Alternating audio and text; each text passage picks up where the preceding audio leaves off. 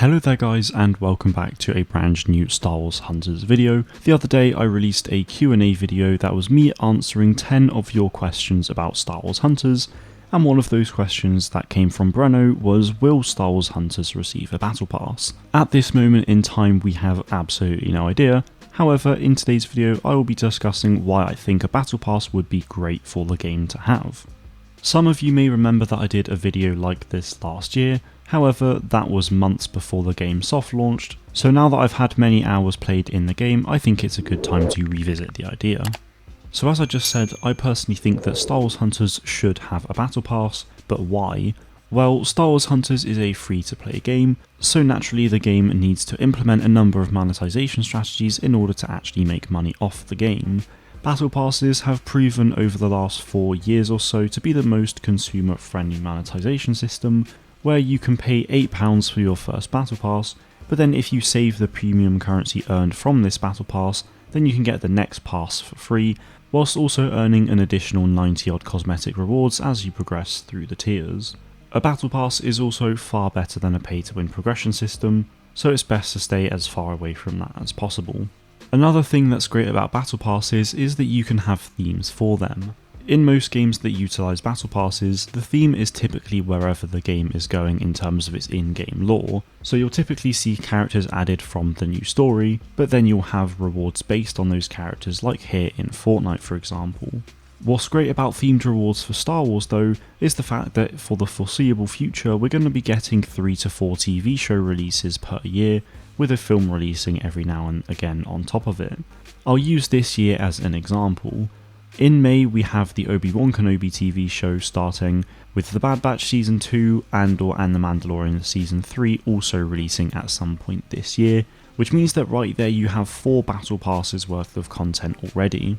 At this moment in time, Star Wars Hunters has 5 ways you can customise. One is the player profile picture, which is known in-game as an avatar, and then you have 4 sections per hunter, which is victory poses, intro animations, weapon wraps and costumes. So using the Obi-Wan TV show as an example, there's quite a lot of content they could add to the battle pass. The show is obviously about Obi-Wan of course, and J3DI is a droid Jedi whose default appearance is inspired by Obi-Wan, so instantly that means they could add a skin or two for J3 inspired by Obi-Wan's outfits from the Kenobi TV show. You also have the dark side force user of Reeve, who could have 2 outfits inspired by Inquisitors and a weapon wrap. One outfit could just be a standard Inquisitor themed outfit for her, with a later tier granting the outfit that's the same, but with a helmet. The weapon wrap could then be your typical Inquisitor lightsaber. Another example is that when the Bad Batch Season 2 releases, they could have a Bad Batch themed battle pass, where the star of the show in that battle pass would likely be Sentinel, where he receives a few skins based on the new Stormtrooper variants like the Elite Squad Trooper, the TK Trooper and even the new Imperial Commando. Already there are just so many possibilities for content simply by taking a look at future TV shows, and I really hope Boss Alien and Zynga utilise that.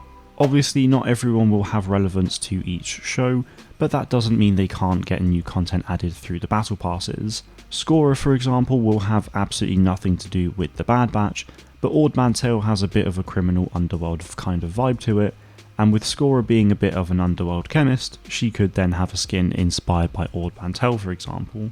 Likewise, Sprocket is a genius mechanic, so he's quite handy with machines and whatnot, so as Bracca is a scrapyard for ships and by extension everything that came with it, he could have a skin inspired by Bracca. Those themes are definitely a bit of a stretch, but it's not hard to make those kind of links and I think it could work quite well. But at the end of the day, you don't even need to have themed content throughout the entire battle pass, especially if it becomes a bit of a struggle. So you could just have it where most of the items are themed around that specific TV show, with the rest of it being somewhat random, and that is absolutely fine. The biggest downside to a battle pass though is obviously people missing out on content. I know for a fact that if I missed out on pieces of Star Wars content from Battle Pass, I'd be pretty gutted and I'd pray for it to return somehow so that I can get it. I've actually got this issue at the moment with LEGO Star Wars Castaways and the Book of Boba Fett pass that's in the game at the moment, because somehow my profile was deleted by itself, so I've had to start afresh, which means that I don't have enough time to get the rest of the content, which is definitely a shame, but there's not really anything I can do about it. Some people of course would just be late to getting the game, which means that you won't have enough time to get all of it, very much like with my situation in LEGO Star Wars Castaways.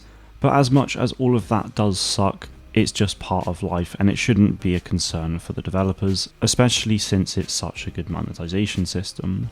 I think it also goes without saying that on top of the seasonal battle passes, the game should also get monthly content, which is very much what I hope the plan is. That monthly content can then add new hunters, new maps, new customization options, new game modes, and so much more. Obviously you won't have a new hunter every single month, but it would be great to see monthly content updates very much like Star Wars Battlefront 2 did, as I think that would be the best way to keep people engaged. At the end of the day, Star Wars Hunters has a crazy amount of potential to be a hugely successful game, and I truly believe it can be if they get things right, which so far I do believe they are. Unfortunately, we still don't know when Hunters is releasing, but hopefully we'll be hearing some news pretty soon on that, and I hope it's helped a few of you realise the potential that Star Wars Hunters has. But that is it from me today, guys. Thank you all very much for watching, and may the Force be with you always.